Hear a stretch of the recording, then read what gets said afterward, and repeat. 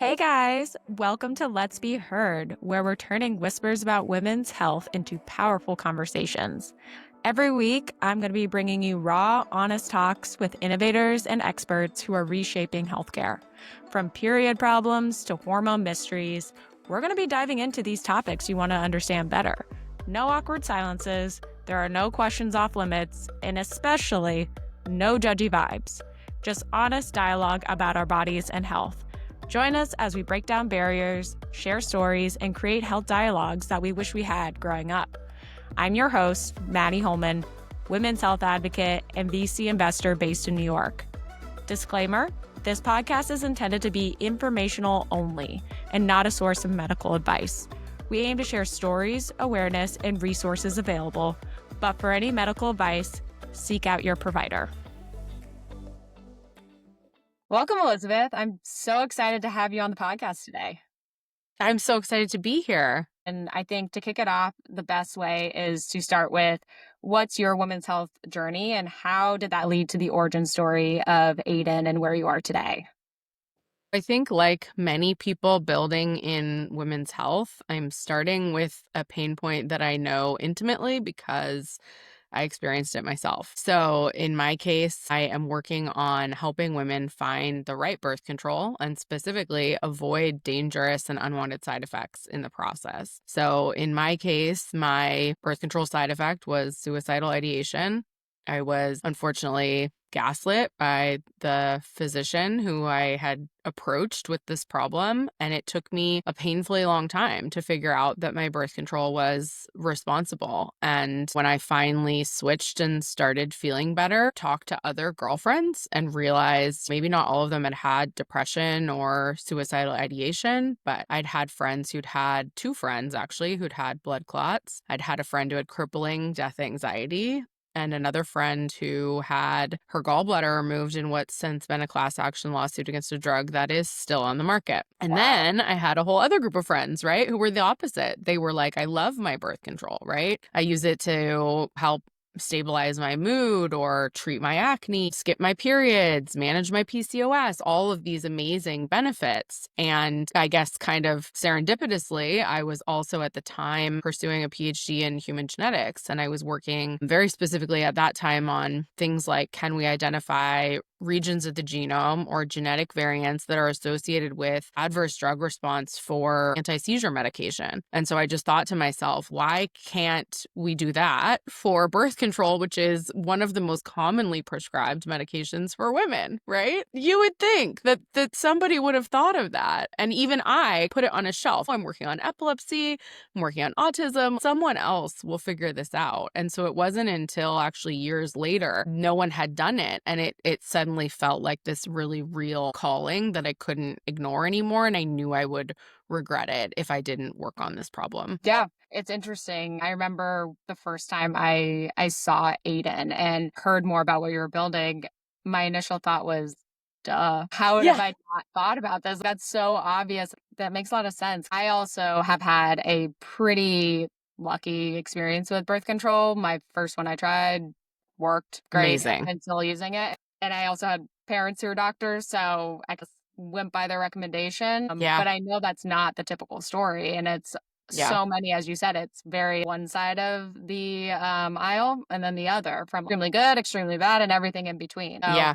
would love to, before we dive into the company details a little bit more, would love to just take a step back in terms of just basics of our hormone cycle, menstruation, and also just how birth control works, especially for the audience that may be less familiar of it. So just want to take a moment to walk through what are those basics before diving into what you do at Adyn. Yeah, absolutely. So I think probably very important starting point is to think about, like, what is your menstrual cycle? It's typically defined as the first day of your period up until the last day before your period starts again. And so we have basically several hormones at play in our bodies that help regulate and control our menstrual cycle. They control what's happening with your ovary for the release of the ovary to potentially become pregnant, and also for your uterus for building up that uterine lining and then shedding your lining during the period. And so basically you have estrogen, which everyone knows well, that peaks a little bit before ovulation, and that is followed by a rise in follicle stimulating hormone and luteinizing hormone. And that then causes the release of this ovary.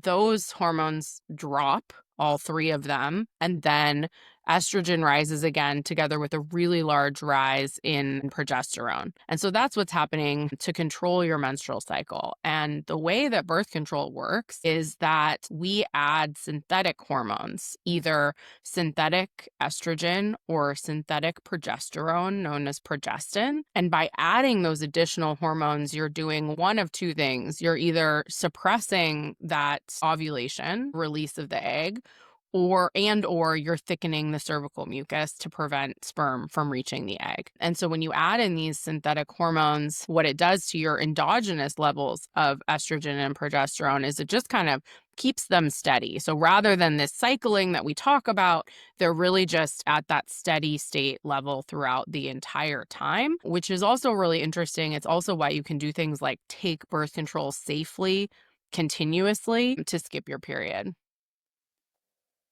Yeah, that was something I learned late, that you could actually skip the green pills. In my case it's green, but they're the sugar pills. I Yep. was so adamant, oh my gosh, I need to do it every single time at this window.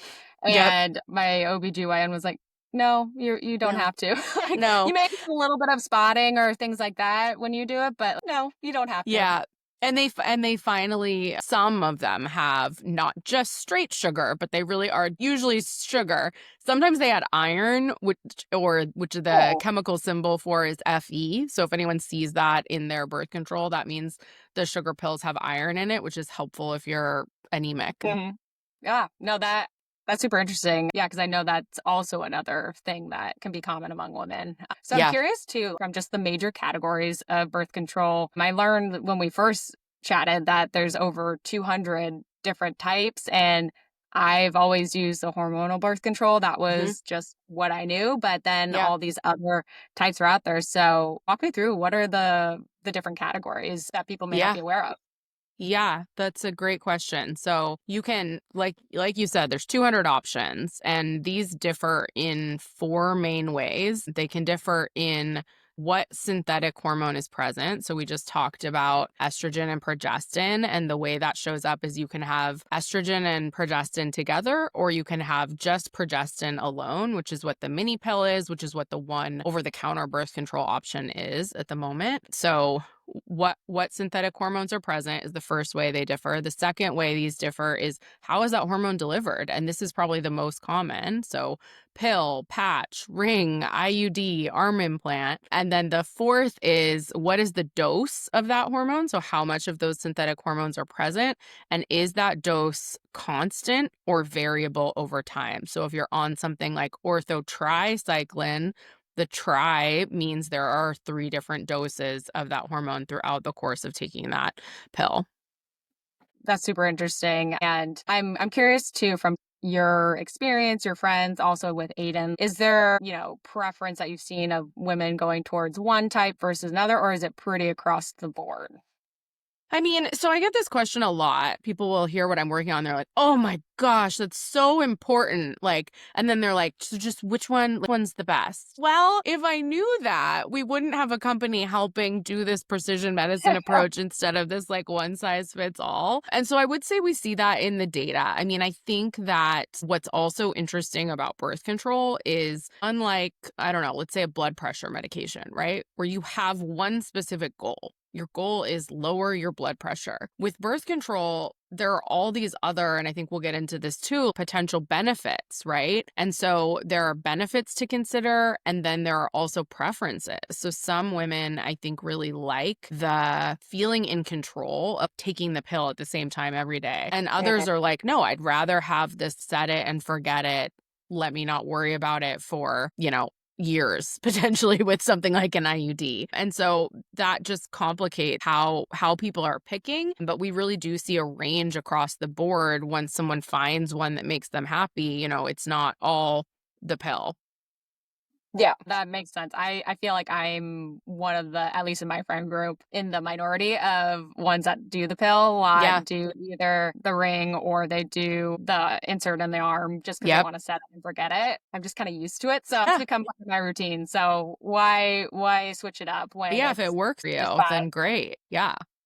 Yeah, and that kind of leads me into the next question too, is a lot of people when they think of birth control, they just think pregnancy prevention. And that's the main thing to protect against, but would love to expand on what are some of those other uses that it could be beneficial for that people may not think of that they can use it. Yeah, this is so important. So, do you want to guess what percent of women use birth control for reason other than preventing unwanted pregnancy? I'm gonna say 80% of the time. Close, 70, a little bit less, Okay. but still, that's a majority, right? That's a large number of women using it for something else. So, one really key demographic is actually teenagers. So, 8 and 10 teens, so in that case 80% use birth control to manage symptoms of PMS, so painful periods, cramps.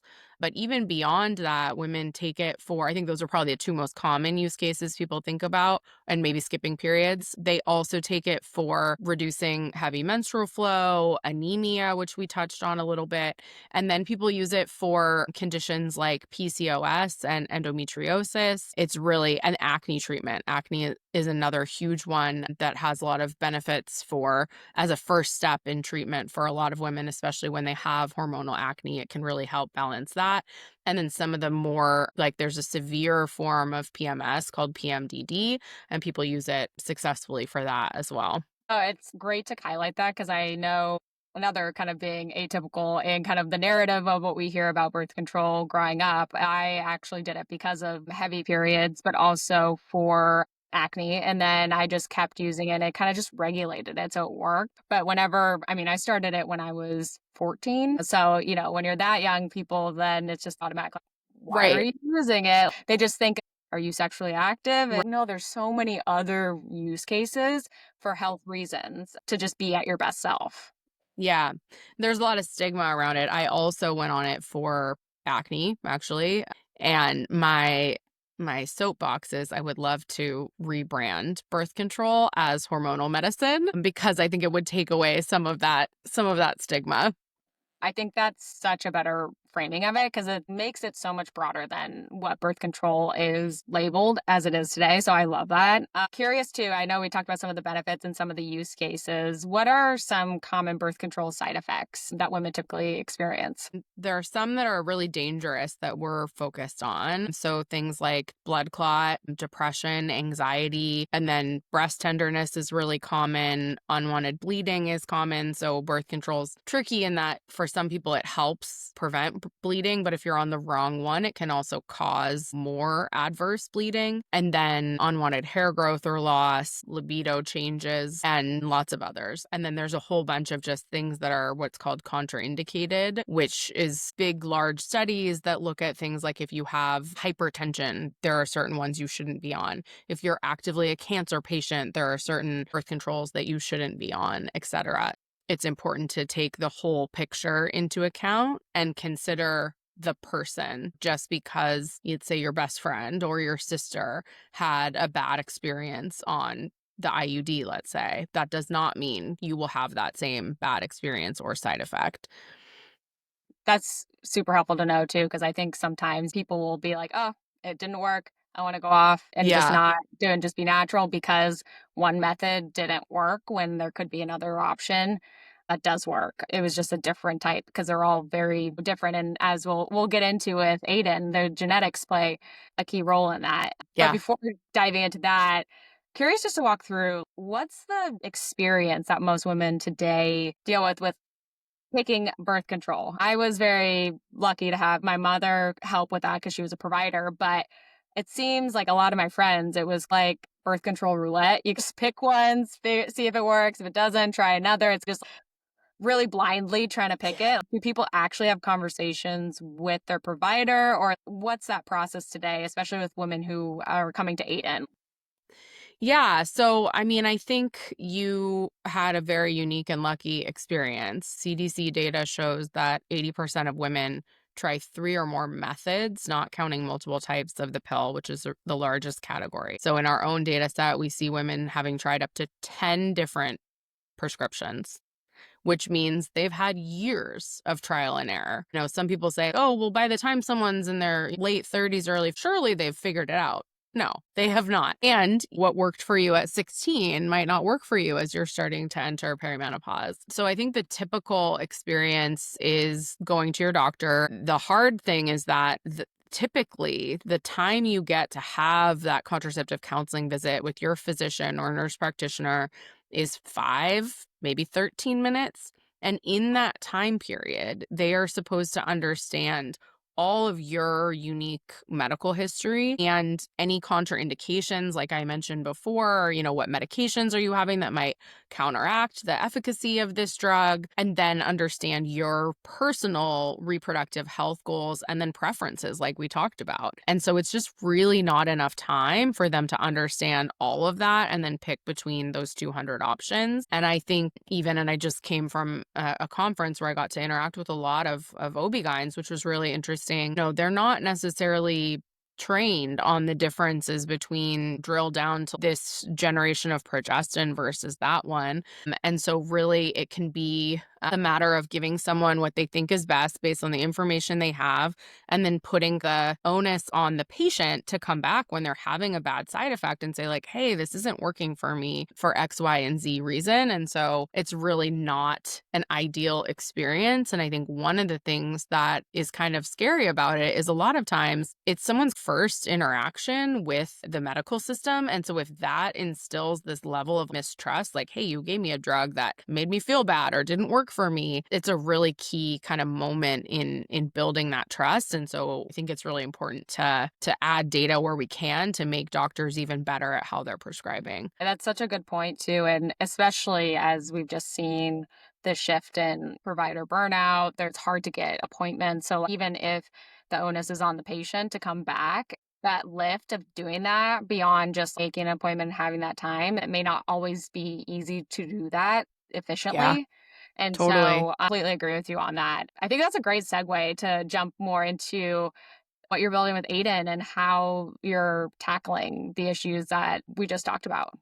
Well, at adyn, we have created the first and only test designed to prevent birth control side effects. So what we're actually doing is collecting genetic information as well as day 3 of your cycle, which now we all know what that is. Third day that you're bleeding and having your period, we look at your hormone levels. We look at 6 key reproductive hormones, and we do that. You can do it at home. You can prick your finger, drop a few drops of blood onto a serum separating card. It's 99% concordant with the values you would get if you had a blood draw at a doctor's office. And we combine that with structured medical intake. So how we just discussed, you might only have 5 minutes with your doctor. Instead, we collect all of the information that your doctor would need to know in a structured way from you.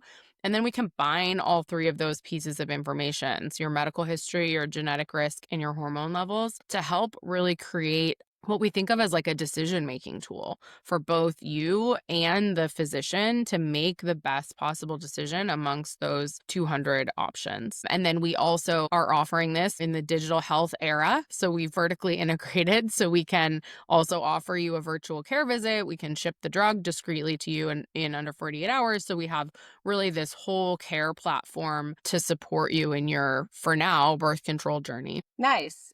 In terms of how people can find you too, is that through going to your website? You have partners that you work with as well. Where can people go if they're interested in using Adyn? Yeah, so we have a website, adyn.com, ADYN, and you can order the test there. We technically have a physician who helps look at the test and order it for you and also reviews your results before you ever see it. But it's really a traditional e-commerce experience at the moment. We're also starting to explore what does it look like to have this in the doctor's office, but we're pretty early stages of figuring that out. Nice. And I'm curious too, just from starting Adyn and where you are today, what have been some of the biggest learnings so far with building the business? Could spend the whole episode on this. I mean, I think one of the funniest things is anything a customer can do wrong, they will. So I remember when we first launched the earliest alpha, let's call it, wasn't even a beta test. It was so early and it was close friends. And we knew this is kind of a weird way to enter your birthday, but whatever, nobody's going to do that. And then somebody did it immediately. And so it was just like, okay. And then my other favorite example is we offer what we call prick parties for collecting that sample I because love it. yeah, because we're like, let's just lean into it. You're going to prick your finger. We'll be there to support you. And so we had someone on one of these prick parties, and we call it prick party too, because nobody really stresses about spitting in a tube. But we watched someone I wish I had one with me, but it's a very clear thin tube, and then the top has the funnel, and you close the whatever, very obvious.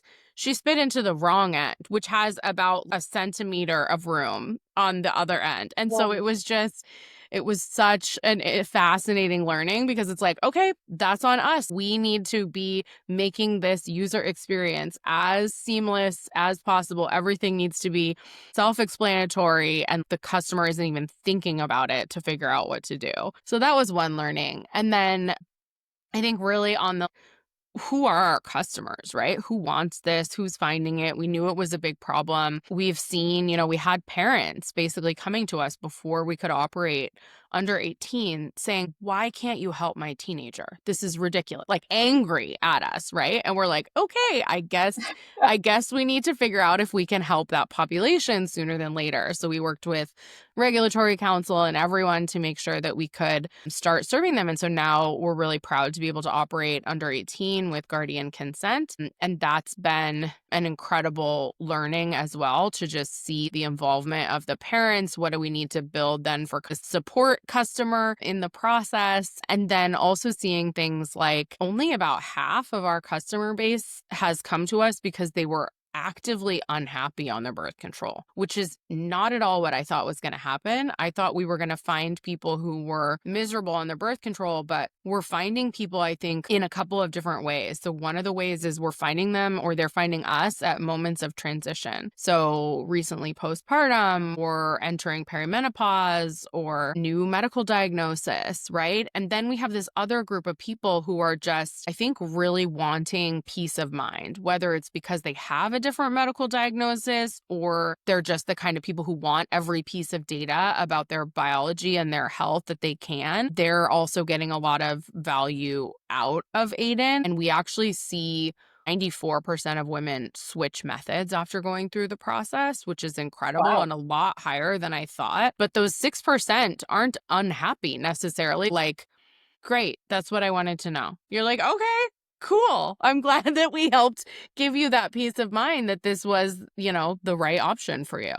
I didn't expect that to be that high in terms of switching, but I totally get it with people are very curious and not just having a bad experience with their birth control. Because I feel like in this era too, there's with all the wearables, all the generative AI now, there's so much momentum of people wanting to really know what their body is doing, be, really in control of their health, because healthcare, it's still very fragmented. So sometimes it's challenging to really get that data. And so there's a huge push when you see some of this health and wellness. There's just a lot that people are curious about. So Yeah, it doesn't surprise absolutely. me at all. And I think it's, there's also 19 million women in the US who live in contraceptive deserts. So, and even if you're not in a contraceptive desert, we are already approaching a pretty massive, I think by 2030, we expect to have a shortage of 5,000 OB-GYNs. So you just might not be able to get in to an appointment. And oftentimes people need birth control pretty urgently, right? So it's Yeah. been really interesting.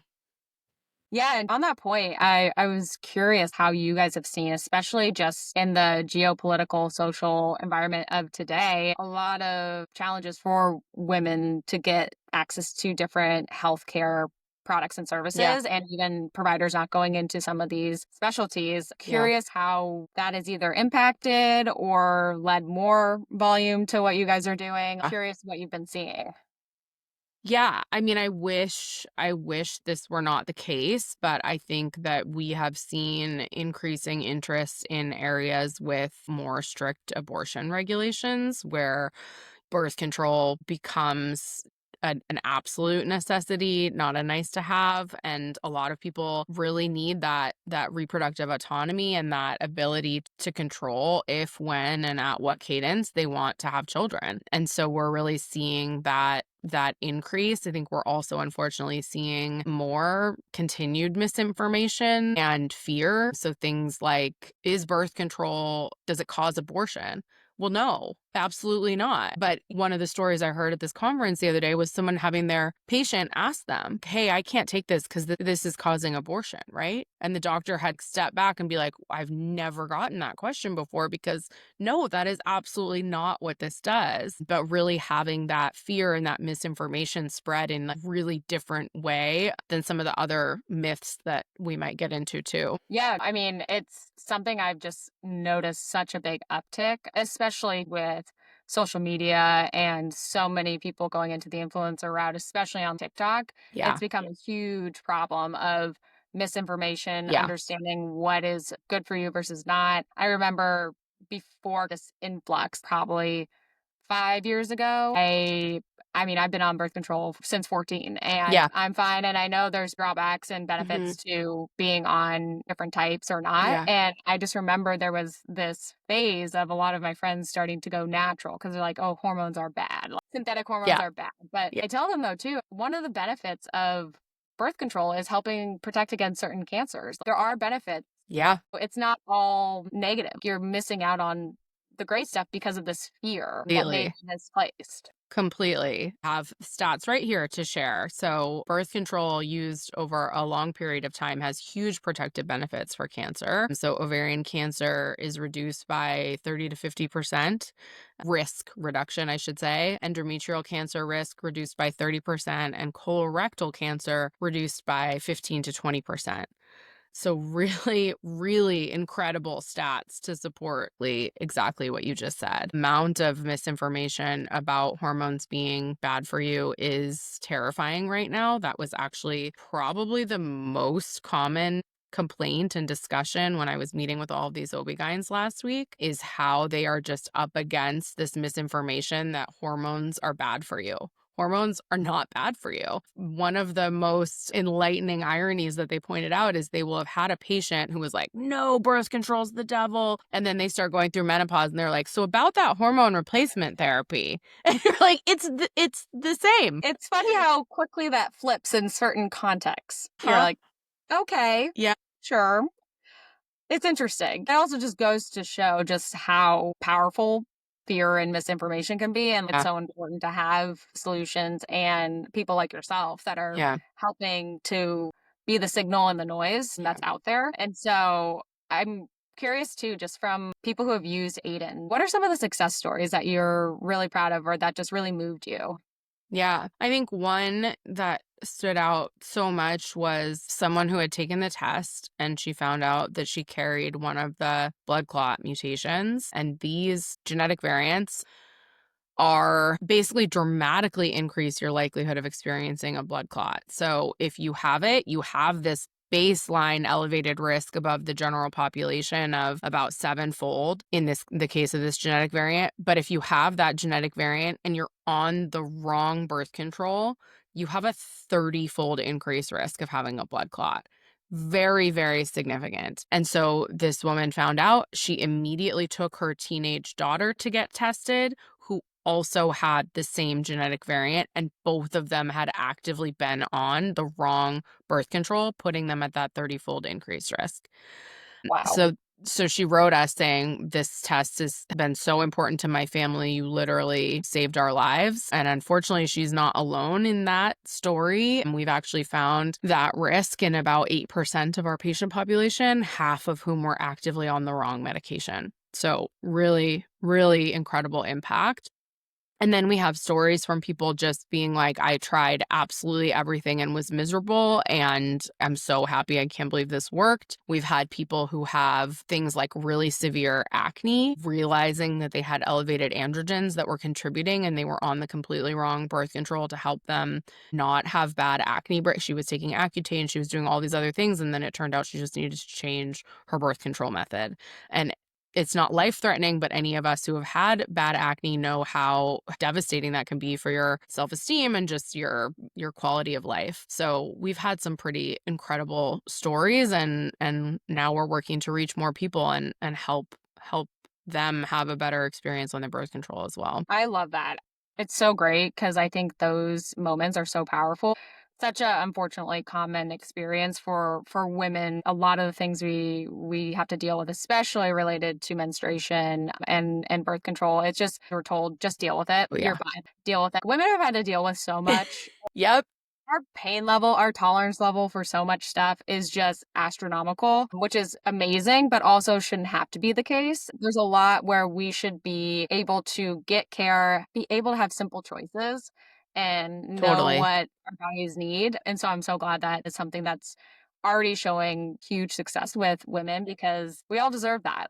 I was fortunate in my experience, but I know friends who've had really terrible experiences, and it's just been a slog to try to Yeah. find something, and also the medical gaslighting. And it's not all doctors because I've found wonderful doctors as well, but Yep. it's equipping them, as you said, with great resources to provide that care that they really want to provide their patients. Yeah, absolutely. And I think one thing I'll add there is I also think that it's been, to some extent, a little bit almost anti-feminist to talk badly about birth control up until recently, because birth control equals freedom. It equals economic freedom, bodily autonomy, ability to have your career and achieve the educational attainment you want. And so especially when it first came out in the 60s, you weren't going to talk badly about that. You were grateful for that. And so now there's this shift in society where we are finally saying, hey, we deserve better. We should not have to deal with these side effects. And so we're hoping to push forward and amplify that demand and back it up with data. Like, hey, this Yep. isn't good enough, right? Advocating for ourselves because we are 50% of the population and we do a lot. So we deserve it. I know we're coming up towards the end of the podcast. One of my favorite sections is myths, taboos, unfiltered real talk. And so love to hit a few questions in here. First one being, what are some common birth control myths that shouldn't be out there and too many people are listening to it? Yes, number one, by far and away, of all the myths, birth control does not cause infertility. Every single study, large, well-powered, replicated studies, does not cause infertility. People have this misconception because a lot of times when someone has been on birth control for a long time and then they finally are ready to try to conceive, they stop taking birth control, and it then reveals in the process of trying to get pregnant and not being able to get pregnant that there was some underlying issue. Probably the most clear example of that would be something like PCOS, where because you're doing something like if you are taking the sugar pills and having a withdrawal bleed, that's not actually a period. Right? So then when you go off of it, suddenly you realize that you're not getting a regular period, which could be reflective of something like PCOS. There is one drug that is associated with a slight delayed return to being able to conceive, about 4 to 10 months. And so that's important to know. We talk about that in our tests, but birth control does not cause infertility. Glad you set the record straight on that, especially nowadays. There's a lot of people having struggles and scared that birth control is going to do that, especially for younger generations. And that's absolutely not true. So I love that you hit on that one. I'd also love to talk a little bit about libido because this is definitely one where always gets hushed under the rug. But how do different birth control methods impact sexual desire? And why do you think with providers too that this isn't discussed more openly? Yeah. So you probably will not be shocked to hear that there have not been any large randomized control trials looking at libido and birth control. So the first part of the answer is just we need more data. We need more research to show exactly how big is this issue, which birth controls are associated with it. But I can say what we do know. So there's some literature reporting observational studies showing that some women have decreased libido. In turn, we know that estrogen can lead to lower lower levels of testosterone, and that testosterone is really important for libido. And there's some studies now that we're starting to look at that might say, hey, certain forms of estrogen are better than others for this. But I think the reason doctors don't talk about it, first and foremost, what we talked about before, they probably don't have time. If you're having a 5-minute contraceptive counseling visit and it's not top of mind for you as a patient to say, hey, is this going to impact my libido?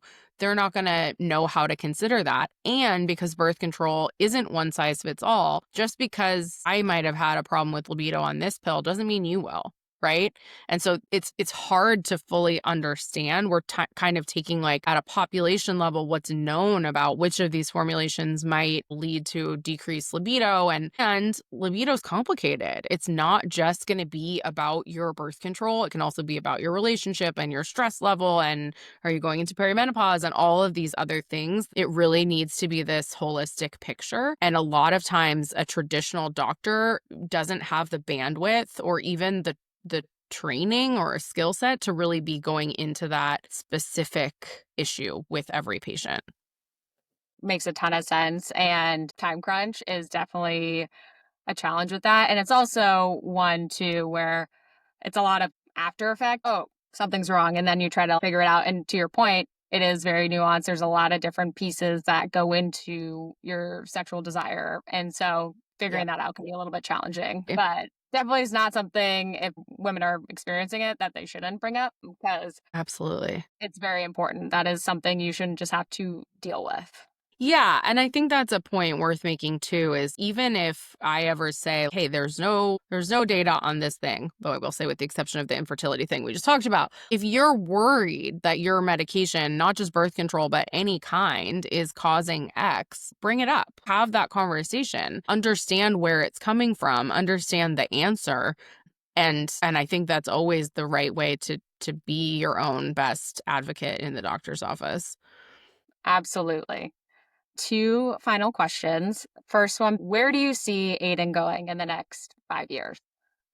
Yeah. So what we're really trying to do is pioneer what I'm calling endogenomics. So basically combining this genetic data with hormone data to help inform medical decision making. So birth control is our first indication, but we hope to move beyond that to help with things like menopause and PCOS, other conditions where there has been a historical lack of funding and research to support these. And what we really want to be known for is providing tests that really inform medical decisions. So that medical decision doesn't always have to be what drug is right for you. That medical decision could be you have evidence that you're transitioning into a disease state, and how can we intervene with that? Or the medical decision could be we now need to do a transvaginal ultrasound to see if you have fibroids, and therefore we can catch it earlier and have an earlier intervention that's more likely to work. And so we really want to be known for helping drive those medical decisions and not being what I think a lot of tests are, especially at-home tests, which is sort of like infotainment. Yes, information is powerful, but it has to be from the right biospecimen at the right time, done in a CLIA lab with the right interpretation of that data to really make it valuable. And so I really want Adyn to be positioned as a precision medicine company that can help with those things. Amazing. I love that. That has been something I've been so bullish on for forever. I think the more personalized you can get with medicine, both women and for men, our bodies are different in many ways, even down to the cell and Yeah. genetics. So having as much information you can on those differences and how you can best equip people to provide the best care is amazing. So I love that that's where you're going with the company, and excited to follow that journey. Last question to wrap it up is, who else is doing amazing things in women's health that you think deserves to be heard? Oh, I will do my current favorite, which is MIRV. So they actually have created an RNA test to detect preeclampsia sooner, which is one of the Oh, leading wow. causes of maternal mortality. Absolutely incredible company. Cannot plug them enough. And I think they're going to be starting direct to consumer. So if you're pregnant and you want to know your preeclampsia risk, find them.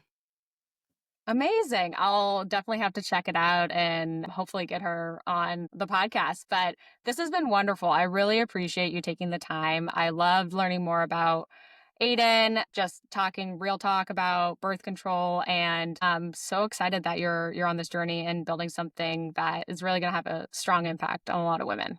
Thank you for giving me a chance to share this story and for having real talk with me and all the other amazing founders you're having on this podcast. It was such a pleasure.